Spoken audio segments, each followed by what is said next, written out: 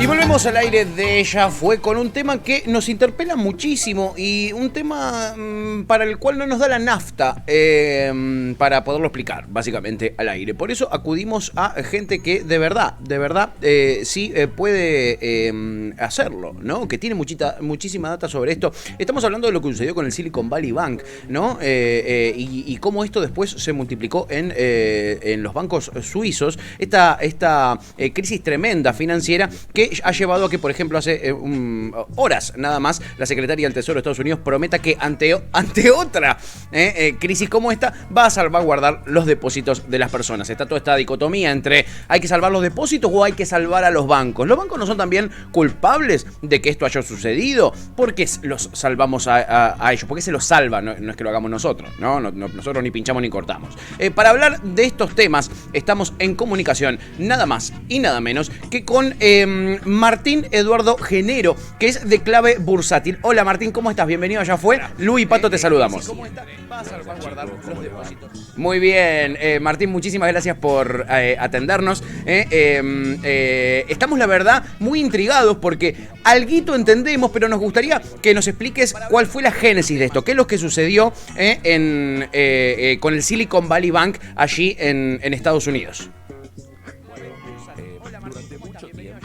Hay que ir un poquito más atrás, ¿no? Durante mucho tiempo, especialmente durante la pandemia y después de la pandemia, para que las economías no se caigan, ¿no? Como en Argentina, ¿no? Sí. Cuando hubo confinamientos y más, para que las economías no se caigan o se caigan lo menos posible, los bancos centrales del mundo emitieron dinero a lo pavote para darle a todo el mercado, a la gente. O sea, se aumentó la emisión de dinero muchísimo, de manera excepcional.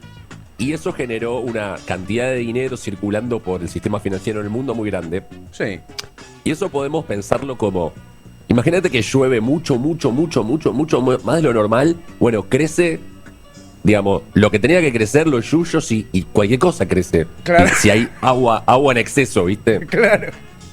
Ahora el tema es, cuando empezaron a cortar eso, porque bueno, ya había pasado la pandemia y encima había empezado a haber inflación, producto de esta emisión que habían hecho. Sí. Algunos de esos yuyos y algunas cosas que no hubieran crecido normalmente en una situación normal y no la empezaron a pasar bien, porque en realidad, digamos, cuando hay demasiado dinero circulando es como que se generan negocios que no se hubieran generado en situaciones normales, y cuando la situación vuelve a la normalidad, viste esa frase que dice cuando el agua baja se ve quién estaba desnudo y quién estaba vestido. Claro. Bueno, el agua bajó, pero este cuento, o sea, esta película, desde el principio es importante entenderla para entender qué puede pasar después.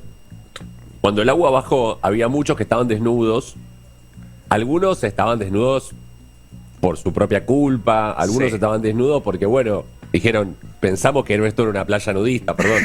Y algunos no, algunos estaban desnudos por hacer mal las cosas, como por ejemplo el banco Credit Suisse, o sea, que habían laburado mal, habían hecho mal su quehacer, y entonces, ahora que, digamos, cuando los bancos centrales del mundo empezaron a quitar la liquidez para bajar la inflación, y porque la pandemia ya había pasado, y bueno, los eslabones más débiles de la cadena se empezaron a romper. Y ustedes acuérdense que ya hubo otras cosas que cayeron el año pasado, incluso mucho las empresas startups. Habrán visto el año pasado que despidieron mucha gente ya de por sí. Empresas que no habían hecho algo mal per se, pero cuando había mucho dinero disponible, se hacían startups medio, por decir, de cualquier cosa. Claro, medio falopas. Exactamente, voy a hacer una aplicación que, qué sé yo, ¿viste? Para alquilar pelo pincho, bueno, ¿viste? ¿Qué sé yo? Si te funciona, conseguían financiamiento a lo pavote. Millones y millones de dólares para una app bastante sencilla, pongámosle. Que pensaban que iba a ganar dinero dentro de 20 años tal vez, pero había tanto dinero circulando que bueno, prestale a estos también. Bueno, a lo largo de los últimos 2 años más o menos, muchas de esas empresas se fueron cayendo porque no había realmente condiciones económicas para que funcionaran bien. Bueno, y así, digamos, fueron cayendo cosas. Pero digamos, ahora yo creo que esto es un poco al revés de lo que uno piensa, porque uno ve los diarios y dice, uy, la crisis bancaria, el Silicon Valley Bank, otros bancos han caído, el banco Credit Suisse, tuvo que ser absorbido por otro banco porque prácticamente también se había fundido, y eso es muy importante, ¿no? Porque Credit Suisse es un banco muy importante, no como Silicon Valley Bank. Sí. Entonces, en realidad yo creo que ahora ese es como el fin del problema, o el principio del fin del problema, porque yo les había dicho que los bancos centrales estaban empezando a ajustar, a sacar el dinero que habían mandado, y ahora es como que el cuchillo tocó el hueso. O sea, los bancos centrales dicen, uy, pará, cortemos acá, porque llegamos como un poco a lo máximo que podíamos hacer del ajuste, porque ya se empiezan a caer bancos. Claro. Entonces, antes se caía una empresa medio cualquiera. Sí. Bueno, pero ahora ya se empiezan a caer bancos. Tal vez es posible, y mañana miércoles hay un anuncio importante de la Reserva Federal, a ver que digan si van a seguir, volviendo a la analogía anterior, sacándole agua a este mar, porque ya los que están apareciendo desnudos ya no son cualquiera. Claro. Entonces, bueno, tal vez esto haga que los bancos centrales tengan que parar de ajustar y en realidad termine siendo positivo, digamos, hacia adelante. No sabemos, hay que esperar a ver qué pasa mañana. Por ejemplo, los bancos centrales deciden cosas como viene decidiendo la Fed últimamente, e incluso aquí el Banco Central argentino también, que es lo de subir las tasas. ¿Qué implica subir las tasas? Bueno, pensemos en esto. El Banco Central es como la banca de la plata de ese país, o es la fábrica, o sea, es la entidad que gestiona la moneda, digamos, ¿no? Sí. No lo pensemos como un banco como el que uno va y tiene home banking. Eso es un banco comercial. Claro. Esto es otra cosa. El Banco Central es la autoridad que crea y gestiona la moneda. Cuando sube o baja la tasa de interés, es como que si cerrara o abriera la canilla. Porque cuando sube la tasa de interés, está tentando a la gente a que deposite su plata en la tasa de interés, y porque le paga, ¿no? Le remunera más. Entonces hace que esos pesos que alguna vez emitió, o los dólares, vuelvan a casa a instalarse en la tasa de interés. Es como que los llama de vuelta, o trata de convencer a la gente de que esos pesos que alguna vez cobraron, esos pesos que estaban circulando, vuelvan a casa y se metan. No desaparecen, ¿eh? No están ahí. Quedan adentro. Claro, que se quedan quietitos y no anden circulando por ahí. Claro, exactamente. Pero entonces, cuando hay mucha inflación, por ejemplo, se sube la tasa de interés para que ese dinero, en vez de ir a comprar cosas, que eso podría acelerar la inflación, no compren cosas porque se van a cobrar tasa de interés. Pero eso frena la economía, obviamente. Claro, que es la gran dicotomía, y es algo que se viene planteando en Argentina. Se plantea desde hace muchísimo tiempo esto de, no, lo que pasa es que dependemos del consumo. Bueno, pero si subís la tasa, frenás el consumo, y dependemos del consumo porque el presupuesto está armado a partir de tanto nivel de consumo que vamos a tener este año. ¿No? Es una espada de doble filo. Exactamente. Pero bueno, siempre estamos en esta dicotomía y me parece que da para mucho, ¿no? Pero evidentemente en Argentina se ha mostrado empíricamente todas las veces, y se muestra ahora, y se muestra en el pasado reciente, que cuando sube la tasa de interés no frena la inflación. Ya no funciona ya. No funciona. Ya está, en situaciones normales funciona. Es como que te diga una persona, a veces toma un remedio y le funciona, pero si está todo el día tomando remedio durante años, ya no le pega más, digamos. Claro. Como que no funciona más en Argentina. La inflación, o sea, los precios suben igual, y la devaluación sucede igual, y la tasa de interés ya no surte ningún efecto. Claro. Así que, pero en el mundo sí, todavía con mayor o menor medida, pero como el mundo en general no tiene los problemas macroeconómicos de Argentina, o sea, la inflación en el mundo ahora subió, el año pasado y subió, pero para lo que ellos es una calamidad, es 6% anual. Claro. Que es nuestra inflación mensual. Menos. Y suben la tasa, claro, menos. Ellos suben la tasa y bajan un poco la inflación, y va de a poco bajando, porque estaban en general bien en ese tema. Claro. Nosotros ya estamos pasados con el tema, entonces el remedio ya no nos pega más. Claro. Estamos zarpados en antibióticos. Ok, Exactamente. bien, Martín. Sí. Genial, se entiende. Mira, acá nos comenta Félix en el chat algo interesante, que es que cuando también sube la tasa de interés, también disminuye el trabajo porque el empresario le es más redituable dejar la guita ahí, como vos decís, guardadita, generando interés, que especulando en que eso le traiga más dinero, que quizás arriesgando a generar laburo o una inversión en su empresa. ¿Es así? Sí, pero en mi opinión, en mayor Sí. medida lo que genera que haya menos laburo por la tasa de interés no es que el empresario destine la guita a otra cosa, porque si vos sos el dueño de una empresa importante que vende, Sí. no sé, algún producto, una comida, Sí. bueno, vos tenés toda una rueda andando.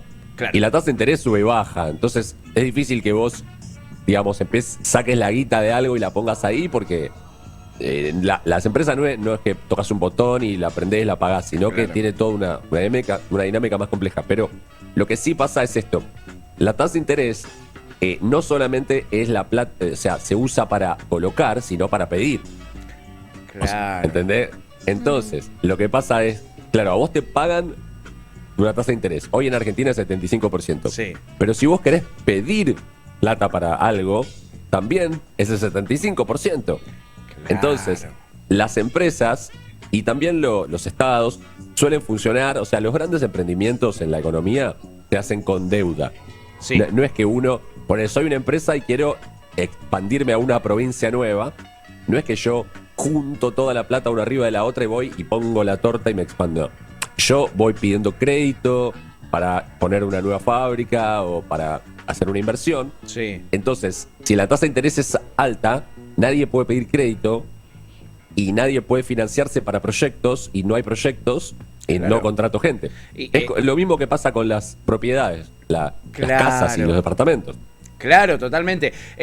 Además, ¿quién va a ir a pedir un préstamo en condiciones con, por ejemplo, el riesgo país que tiene la Argentina, ¿no? Que hace que estemos tachados como un país en el que está difícil que te devolvamos la plata. Entonces, un empresario a la hora de ir a buscar guita afuera también está complicado por la situación económica. Está todo condicionado. Digo, va una cosa de la mano con la otra, Martín. Y recién hablabas de la inflación, ¿no? Y de cómo la emisión genera también inflación. Y en Estados Unidos lo están viendo después de la pandemia. Bueno, ahora una de las posibilidades es el rescate a los bancos. Y el rescate es una emisión tremenda de miles de millones de dólares. ¿Eso a la vez no sería contraproducente? Porque ¿no generaría también mayor inflación en este contexto crítico?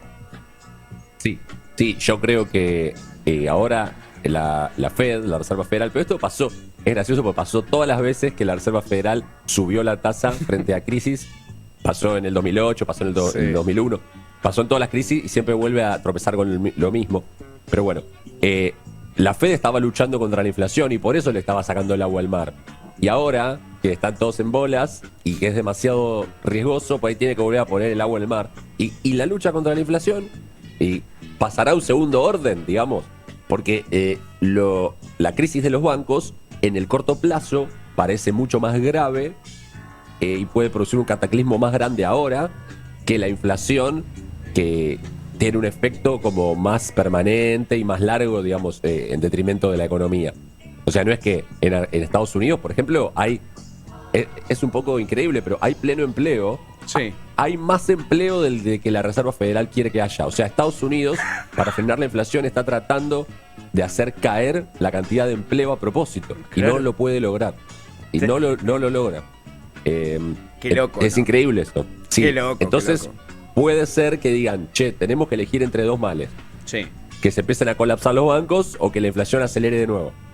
Y especialmente mañana, el 22, que la Reserva Federal va a hablar por primera vez, Sí. desde que se quebraron los bancos, va a tener que decir qué va a priorizar, por lo menos ahora, si va a priorizar dejar de subir la tasa de interés y que la inflación no baje, pero no se quiebren más bancos, o va a decir, no, que sigan quebrando los bancos, chau.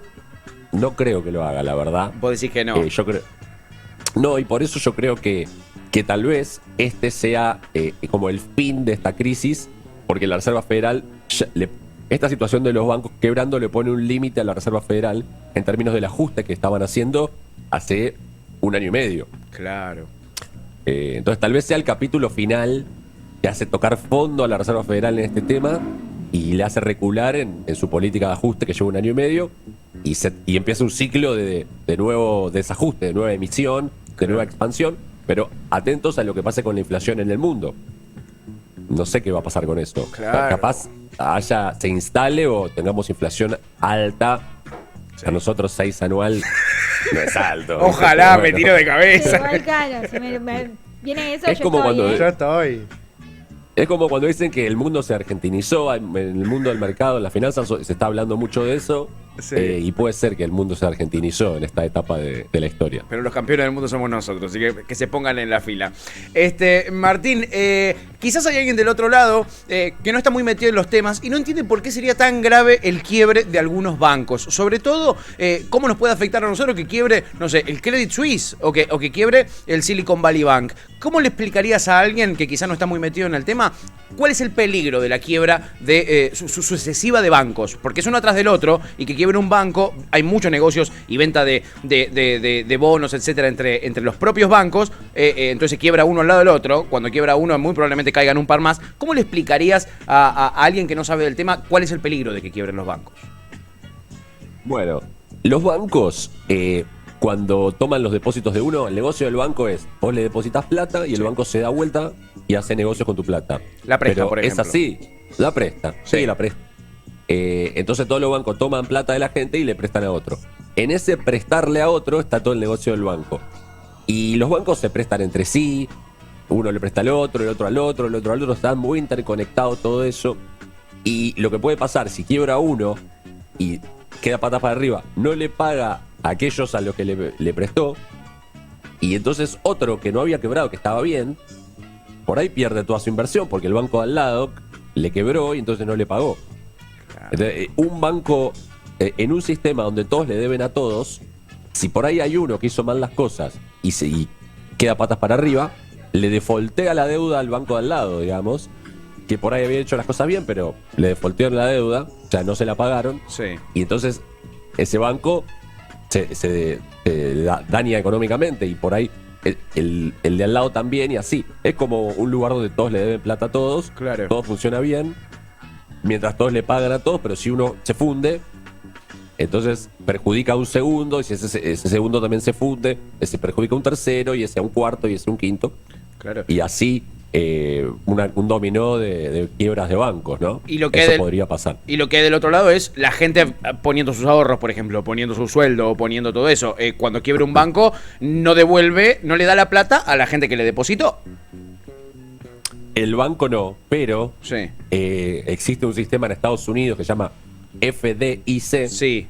Es una reserva gigante de guita que es del gobierno, sí. Que existe para que si un banco se funde, a los depositantes les den la plata el gobierno. Pero tiene un tope eso, ¿o no, Martín? No tiene un tope, es como un seguro que tiene un tope. Si vos tenías $2 millones, no te devuelven tus $2 millones. Creo que hay un límite que te pueden devolver. Sí. $250.000. Claro. ¿No? O sea, como que apuntan a que, yo supongo que habrán dicho, che, ¿cuál es la línea de ser alguien de mucha guita en Estados Unidos? Y han dicho, bueno, 250.000. Y si tenés más de 250.000 para arriba, solo te damos 250.000. Es la franquicia del auto, es un poco así, o del seguro. Sí. Che, destrucción total de tu auto es esta cantidad de guita. Bien, bueno. Claro. Le dan a todos los que pierden 250.000. Y ellos habrán calculado que dando ese número, la mayoría de la gente recibe el 100%. Y después, si tenés mucha plata, no recibirás el 100%. Claro. Pero bueno, por eso hay muchos que ahora lo que están haciendo en Estados Unidos es, si tienen más de eso, reparten en 2, 3, 4 bancos 250.000 en cada uno. Claro. Entonces eso le cubre todo. No, mira, qué trampitas, ¿no? Bueno, este mundo financiero también es muy de esas artimañas, ¿no? De ir viendo esas cuestiones para no caer en la volteada, básicamente. Y lo de Suiza, lo que está sucediendo con el Credit Suisse, ¿cómo se entiende? ¿Tiene alguna relación con lo que está sucediendo con el Silicon Valley Bank?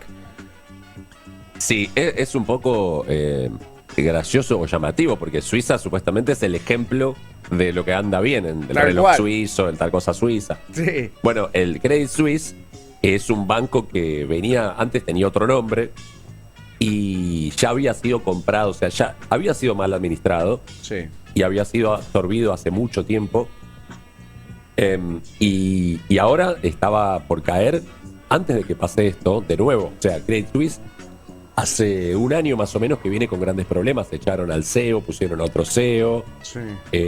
Venía muy mal ya el Credit Suisse. Estaba al borde de la quiebra sin los problemas del contexto. Claro. O sea, se estaba mal, con problemas ya por caer por su propio peso, y esto lo fulminó. Claro. Lo fulminó. Así que ahora, en realidad casi que no existe más. O sea, fue comprado por otro banco. Sí. Mira, el Credit Suisse, hace un año y medio o dos, el valor total del Credit Suisse era 100.000 millones de dólares. Sí. Y vos querías ser el dueño de Credit Suisse, tenía que poner 100.000 millones de dólares, comprar todas las acciones. Y ayer se cerró esta venta, que otro banco lo compró por 3.000 millones de dólares. De 100.000 a 3.000. El 3% del valor. Claro, tremendo. Exactamente. Tremendo. Así que venía pésimo y esto lo terminó de matar. Pero no es que el Credit Suisse estaba bien Claro. y quebró el Silicon Valley Bank y lo reventó al Credit Suisse. Sino fue el último empujoncito, digamos.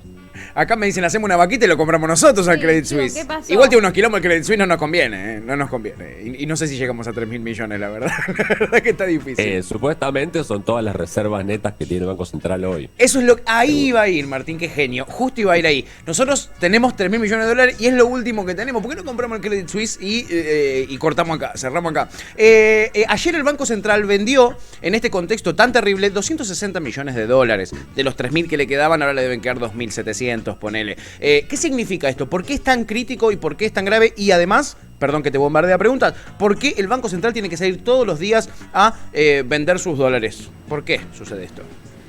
Porque vos tenés los que importan y los que exportan, ¿no? O sea, y ahí tenés la actividad comercial internacional. Uno entra a dólares, o sea, el que exporta vende cosas y recibe dólares que vienen para Argentina, y el que importa compra cosas y necesita dólares para pagar esas cosas.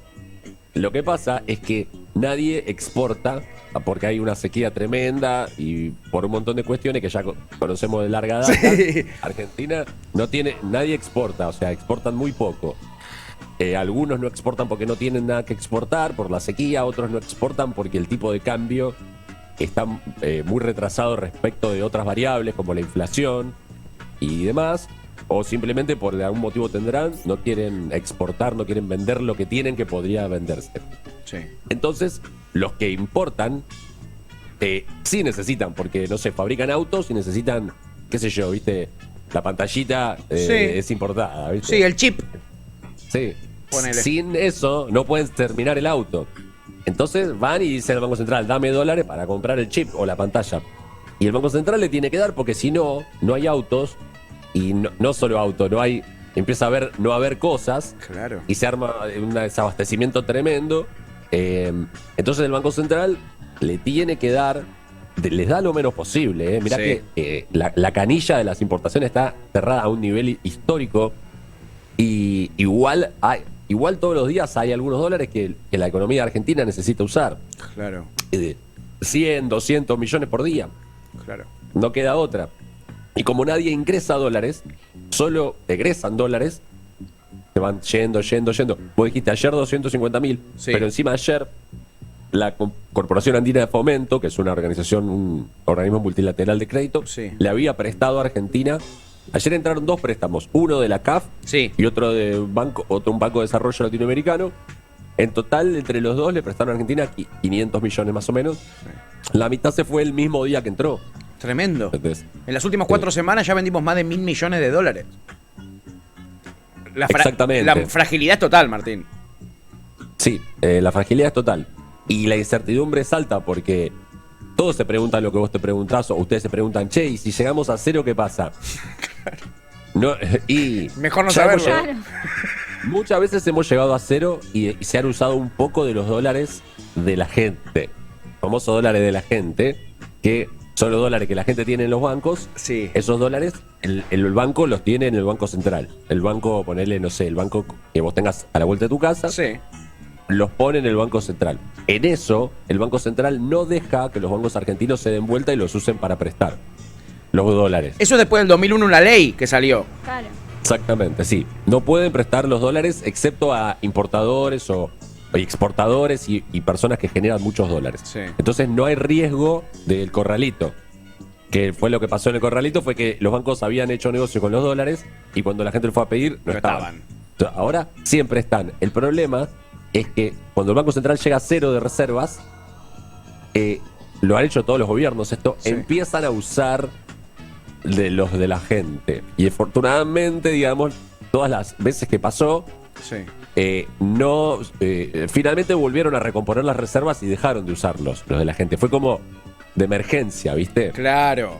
Último recurso. Último recurso. Y ahora, digamos, si esos 3.000 bajan y van a cero, yo no creo que el gobierno diga, muchacho, muchacha, apaguemos el país, no sé, no hagamos nadie nada, no hay más economía hasta que... No, tiene que seguir la economía. Claro. Entonces, sí, y bueno, pero no sé, para las elecciones faltan bastantes meses y las reservas a este ritmo no van a llegar. No. Si vamos a este ritmo, en 6 semanas estamos jugadísimos si seguimos gastando esto. Estamos muy jugados, con menos de la mitad. Con un palo. Por eso la incertidumbre absoluta de la economía argentina, y por eso el dólar está el doble de caro que el oficial que el paralelo. Porque como nadie sabe nada. Entonces vos haces un proyecto económico, una empresa, lo que sea, y vos decís, bueno, a ver, ¿cuánto voy a gastar? ¿Cuánto voy a cobrar? Haces todos los números del negocio y la mayoría de las variables son una X absolutamente desconocida, porque decís, che, el central no le queda nada de dólares. ¿Qué va a pasar si llega a cero? No sé. Entonces todos se cubren y eso provoca la inflación también. Claro. Bueno, es un subo por las dudas, ponele, pero no es un por las dudas exagerado. Las dudas son enormes y están ahí frente a nosotros. Entonces todos se cubren porque hay mucha incertidumbre y miedo, pero hay motivos para la incertidumbre y el miedo. Así que, bueno, pero Argentina siempre vive en esta situación. Claro, vos que te dedicas a esto, claro, ¿entendés? Estás acostumbrado a este tipo de cuestiones. Martín, para cerrar, la verdad, muy interesante, muy, muy enriquecedora esta charla. Nos aclaraste un montón de conceptos y nos explicaste, la verdad, tenés una muy buena manera de explicar muy llanamente. Y además mencionás gente desnuda, que es algo que en este programa siempre a la audiencia le gusta mucho, hablar de la desnudez de las personas, aunque sean simbólicas. Martín, aún así, en esta crisis terrible, hay cosas en las que se puede invertir. ¿En dónde le recomendarías a alguien que quizá tiene un puchito que invierta hoy? Ponele, ¿en energía? Quizás. Mira, hay que saber primero para qué, pero te digo, como eso es muy profundo, te digo dos maneras. Una es si vos tenés unos pesos ahora y los vas a tener que usar dentro de un mes o 2 meses, o sea, dentro de poco tiempo. Ahí directamente te conviene poner un plazo fijo. Mensual. Porque la tasa es muy alta y porque hay cosas que en pesos, por ejemplo, si vos tenés un préstamo, que estás pagando un préstamo, o vos estás pagando cosas, en la tarjeta te vienen cosas en cuotas, que fuiste comprando en cuotas de ahora 12, y todos los meses te vienen unos pesos que vos tenés que pagar. Esos pesos, aunque sube la inflación, el dólar, van a seguir la misma cantidad de pesos la cuota. ¿Entendés? No sube la cuota que vos pagás. No, porque es una cuota que vos fijaste en el pasado. Entonces, si vos vas colocando tus pesos en la tasa de interés que está muy alta, le empezás a ganar a la cuota que vos debés. Claro. Ok, datazo. Entonces ahí, para hacer eso, te conviene poner en plazo fijo y cada vez vas a tener más pesos para pagar esas cuotas que vos venís pagando de antes o un préstamo que venís pagando de antes que tiene una tasa que no cambia. Ahora bien, eso es un tipo de inversión para el manejo diario de dinero de una persona que hoy en día con la tasa de interés tan alta sirve a hacer. Bien. Otra cosa es, a razón de lo que veníamos hablando, que en Argentina hay mucha incertidumbre y bueno, hay una brecha cambiaria alta, y hay mucha debilidad, hay mucha inflación. Eso hace que, por ejemplo, los bonos en dólares de la deuda externa argentina sean lo más barato del mundo, más barato que los de Ucrania, por ejemplo, que está en guerra. O sea, que a Ucrania le llueven misiles todos los días, pero sus bonos valen más que los nuestros. Hay más previsibilidad en un país como Ucrania que en Argentina, por ejemplo. Bien. Sí. Entonces, por ejemplo, comprar los bonos de la deuda externa argentina en este momento que están tan deteriorados es una inversión que si sale así de bien, de chiquito, la ganancia sería muy alta, porque vos estás comprando un bono como te digo, de peor que Ucrania. Si a Claro. Argentina le va, no te digo que Argentina sea el líder mundial el año que viene, con que Argentina no se destruya por completo, no desaparezca, ya los bonos tienen que subir porque es ridículo el precio. Claro. Es como si no tiene sentido el precio, es muy, muy barato. Pero claro, Argentina no tiene dólares para pagar esos bonos, pero los bonos vencen dentro de mucho tiempo. Entonces no es que tiene que tener ahora los dólares Argentina. Claro, y hay mercados de bonos además. Vos si en algún momento mejora la perspectiva podés vender el bono. Claro, y los bonos se compran directamente en el home banking, si querés. Ya no es, Sí. Es un poco más difícil que hacer un plazo fijo, Sí. pero se hace desde un home banking o desde una cuenta de inversión, que hoy en día son aplicaciones que te abren en el momento, gratis. En esto les recomiendo que busquen en internet, está Sí. lleno, cómo comprar bonos. Y bueno, si compras bonos de la deuda externa de Argentina, ojo, es como un chanchito. El Sí. chanchito, como es, vos metés la plata y no se ve la plata, y vos te así, no podés sacar la plata. Para sacarla tenés que romper el chanchito y terminó la inversión, Sí. ¿no? Por eso se llama romper el chanchito. Y mientras la plata está dentro del chanchito, vos no la disponés. Claro. Entonces, vos, si haces esa inversión que estoy diciendo, tenés que poner la plata y hacer como que la plata no está. Y esperar un montón de tiempo, no estar mirando todo el tiempo a ver qué pasó, si ya subió, si no subió, porque eso te quema la cabeza y te hace romper. Te hace romper el chanchito antes de tiempo, Claro. por miedo. No, vos decís, esto, por él, puedo no verlo por 3 años. Y no Eso- me pasa nada. Bien. Y no lo veo por 3 años. Es Lo una- pongo ahí, chau. Bien. ¿Es una decisión personal de cuánto dura el bono? O sea, yo invierto en un bono, ponele, y no sé, a los 3 meses necesito la plata. Rompo el chanchito, ¿se puede así en 3 ¿Y los meses? vendés? Se puede, o sea, en estos mercados de bonos. Sí, pero como el bono vence en el 2030, por ejemplo, o el 2029, entonces vos capaz cuando rompas el chanchito en 3 meses, capaz vendas el bono al mismo precio que lo compraste o a menos. Ah, claro. Porque vos rompiste el chanchito a mitad de camino. Claro. Es como hay muchos inversores que a mí me dicen, che, compré el bono al 2029 y bajó. Y yo les digo así, le digo, ponele que vos te compras un pasaje a Miami, Sí. que dura 8 horas. Y vos a la hora te querés bajar y te bajás en Paraguay, maestro. Que no te quejes después. Porque el viaje duraba 8 horas, no 1 hora. Si vos te bajaste a 1 hora después, no estás en Miami. No quieras estar en Miami y viajaste 1 hora. Así que, Perfecto.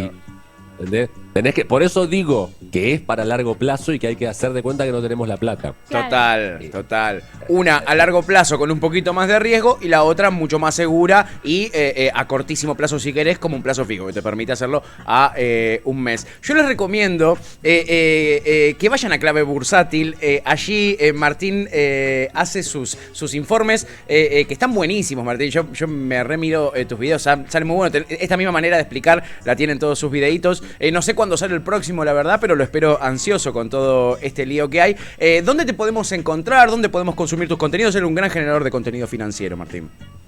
Gracias. En YouTube, vayan a YouTube y pongan Clave Bursátil. Y ahí me van a ver a mí y a todos mis compañeros de Clave, que somos un montón y hacemos contenido todos los días. Sí, está buenísimo. Perfecto. Martín, te agradecemos un montonazo por tu tiempo. La verdad, aprendimos un montón y hasta nos divertimos hablando de esta tremenda crisis que no solo es Argentina, ahora también se la hemos compartido, nos la copia el mundo. Tremendo. Abrazo enorme, Martín. Abrazo, chicos. Chao, chao. Nos gracias. vemos. Notaza, muy, muy entretenida y didáctica. Él es Martín Eduardo Genero. Lo pueden buscar en Clave Bursátil en todas sus redes sociales. Además, en YouTube suben estos videos que les digo que son muy, muy educativos y muy, muy piolas.